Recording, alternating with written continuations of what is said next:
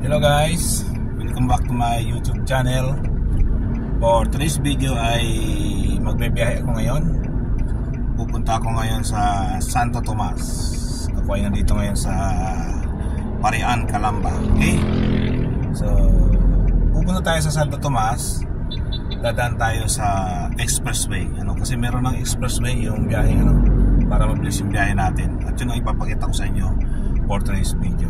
Kung ikaw ay may sasakyan at baguhan ka pa lamang dito sa Laguna, dito sa Calamba, maaaring may matutunan ka kung panunurin mo ang video dito. Okay? Ang ruta natin ay Calamba to Santo Tomas via expressway. Okay? So, balik ko na ako. Kaya natin makalusot itong mga sasakyan na to. Okay, so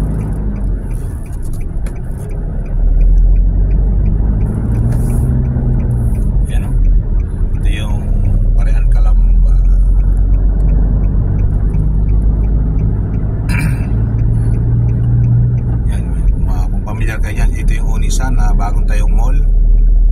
Tapos andyan yung Lianas Mall. Ito yung pinakaunang mall dito sa Calamba, yung Lianas, Kaya lang bisa nung itayo ang SM Mall ay medyo humina na yan, Lianas na yan. Kasi tao ko sa SM na pupunta sa crossing na. So ngayon dito tayo sa may Parian, tayo. Punta tayo dun ngayon sa may exit ng Santo Tomas para sa expressway tayo dadaan. Okay? So sundan nyo lang itong video ito kung ikaw ay baguhan lang, para kahit paano ay meron kang idea yung kung paano pupunta sa Santo Tomas gamit ang rutang ito. Pero kung meron kang Waze, mas maganda. Kung meron kang Waze, gamitan mo ng Waze, ituturo ko na Waze kung saan ka dapat pumunta. So ito kasi, itong video ito, yung actual na ruta, yung makikita nyo sa ating video ay ito yung actual na ruta from Calamba to Santo Tomas via expressway. Okay? So tingnan natin. May minto pang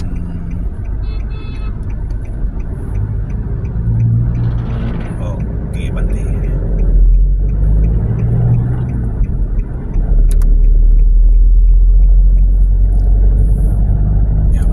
Sa crossing, Calamba crossing. Ito yung itsura niya,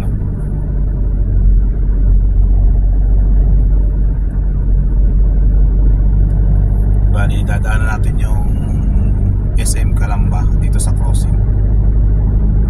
Malapit na tayo.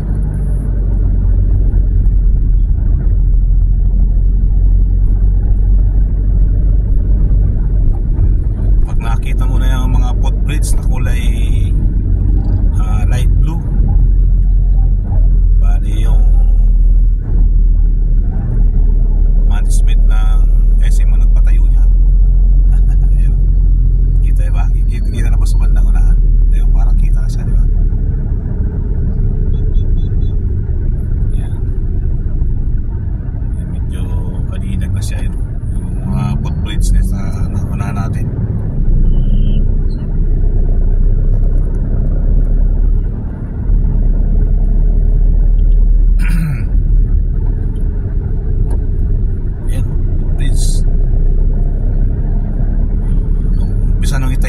SM Mall, saka rin sabay na itinayo yung mga footbridge niya. Kaya yung mga tao hindi na kailangan dumaan pa sa highway, hindi na kailangan makipagpatin. Pero ayan, ito yung SM Mall, ayan, SM City Calamba sa kaliwa.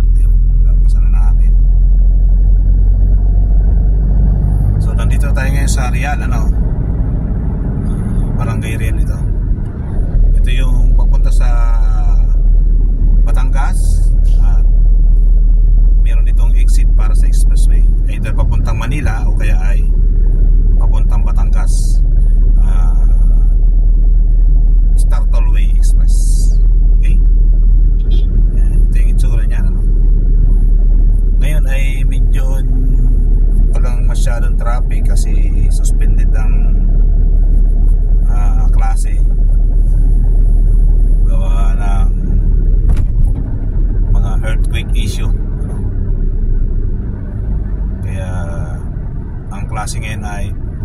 online. Kasi pag normal na dito, normal araw dito, normal days, siksikan ng mga sasakyan dito sa lugar na to, sa Rian.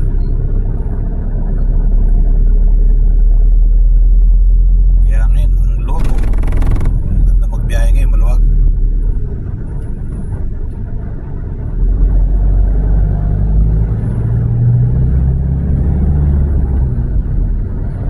Para abnormal day ito para sa mga biyahero. Kasi ang normal dito sa lugar na ito ay traffic. So ito yung hinihintay na panahon ng mga biyahero para magbiyahe, no? Anluag, magalaw masakyan. May traffic mga kaunti pero moving pa rin ang mga sakyan. Yan, lapit tayo. Ayun, nakita ko na yung karatolang SLEX 1 km ahead sa bandang kanan, bandang itaas, yung kulay green yun. Kita ba yun? Sa bandang kanan nakalagay SLEX 1 km ahead. Straight lang, straight arrow nakalagay. Bandang kanan yun, no? Kita naman.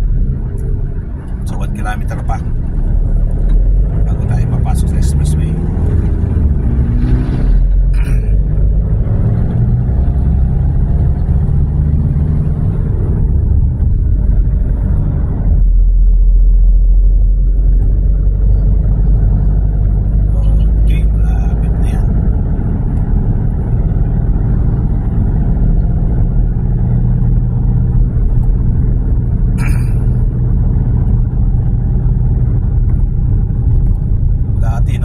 Expressway sa papuntang Batangas, ang tagal din ang biyahe dyan. Pupunta ka ng Santo Tomas lang, Calamba Santo Tomas, inaabot ng isang oras kalahati dyan pala dahil sa sobrang traffic. So ngayon meron na siyang expressway, ang bilis na, no?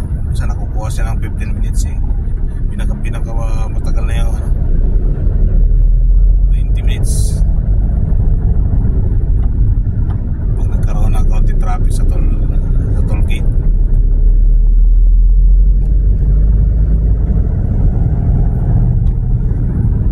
Meron namang signage na express na SLEX.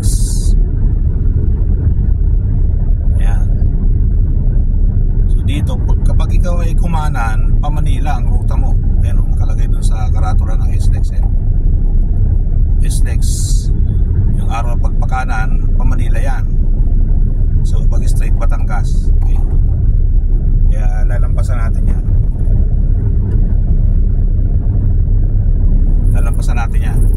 Dito tayo sa kaliwa, lulusot, lalabas.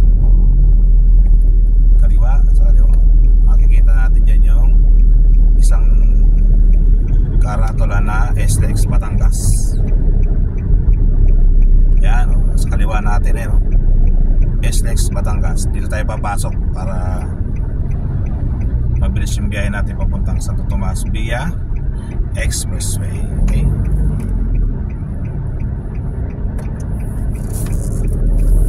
Ayan o. Oh. Yes.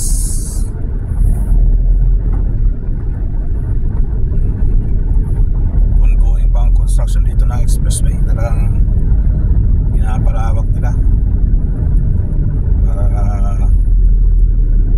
mas maraming sasakyan pa ang mapag-servan. Okay. Lumampas na tayo ng toll gate.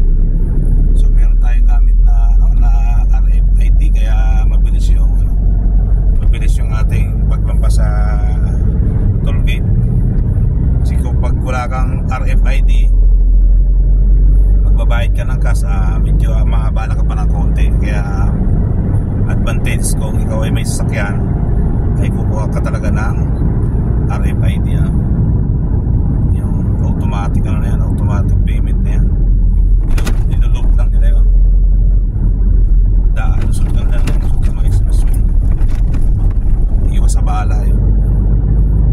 Kung papasinin nyo yung nasa camera natin, sa harapan natin ang lawak ng lupa dito na ginagawa pa nila.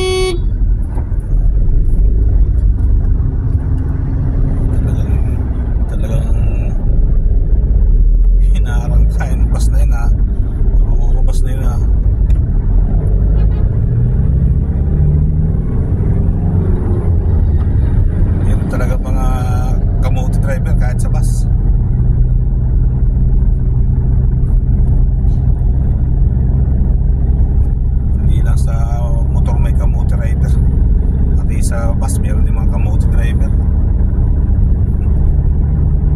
Kaya kasama sa pagka-drive ay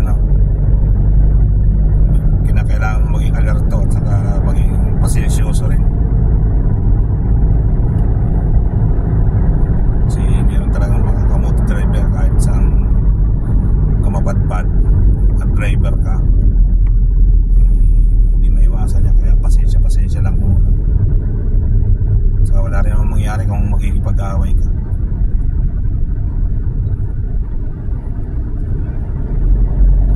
Itin ang ulo mo ay pigil-pigil ang may itang ulo. Kung gusto mong maging mahusay na driver. Yan, dito na traffic. Malamang traffic sa sa toll gate ng Santo Tomas.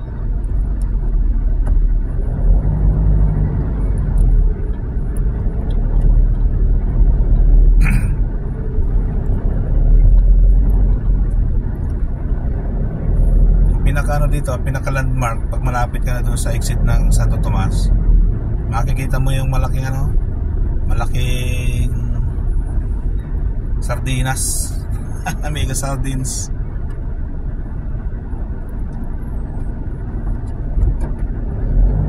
Pinaka-rebulto ng mega sardines. Ang laki.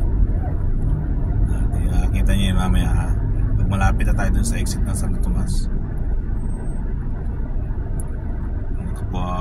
Naka 14 minutes na tayo. 14 minutes. Sabihin natin naka 10 minutes yung biyahe natin kasi meron tayong introduction na 4 minutes.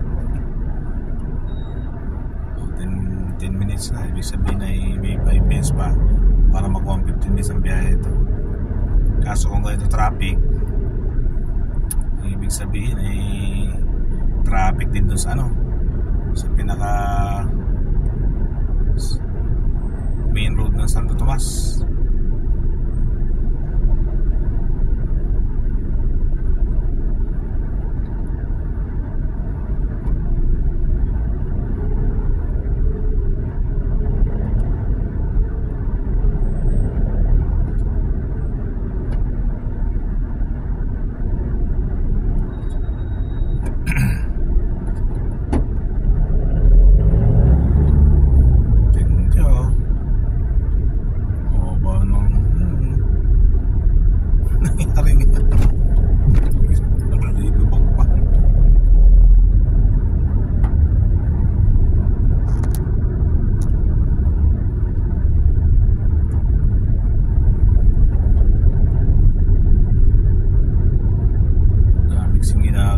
Kalsada pa dito.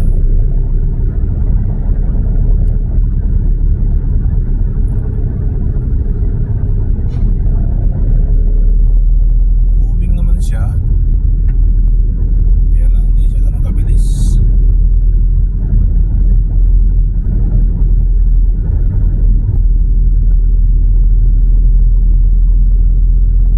Okay, ito yung itsura ng Santo Tomas ngayon. Dadaanan mo yung mga ginagawang kalsada ng expressway. Yung sa bandang kanan, daming bariyero. Bagong gawang kalsada, bagong semento pa lang yun Kaya dito, lapad na kalsada dito. 4 lanes siya nasa kabilang yan. Tapos dinadaan natin na yung 1, 2, 3 lanes. Bali 7 lanes.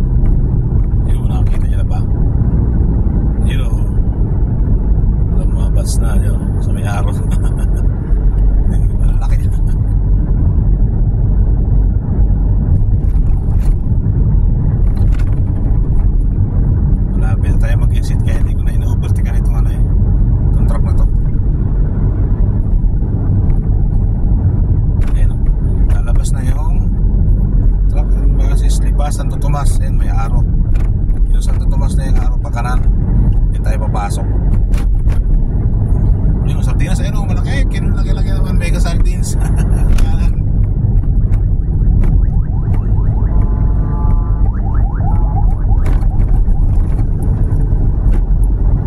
Ito na, papasok na tayo ng Santo Tomas exit signal. Yan o, Batangas City, Santo Tomas exit. Nasa karato na.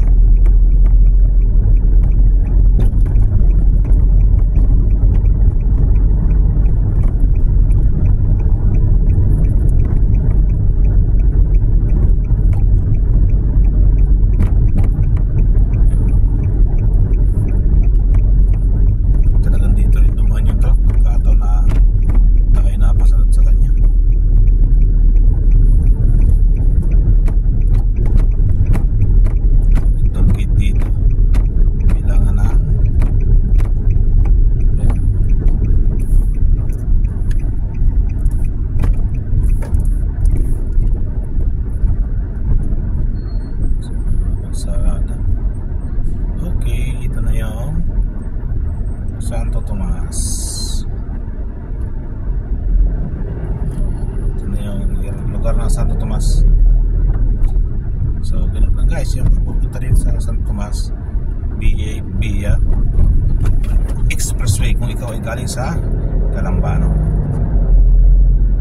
So ang pupuntahan ko dito ay yung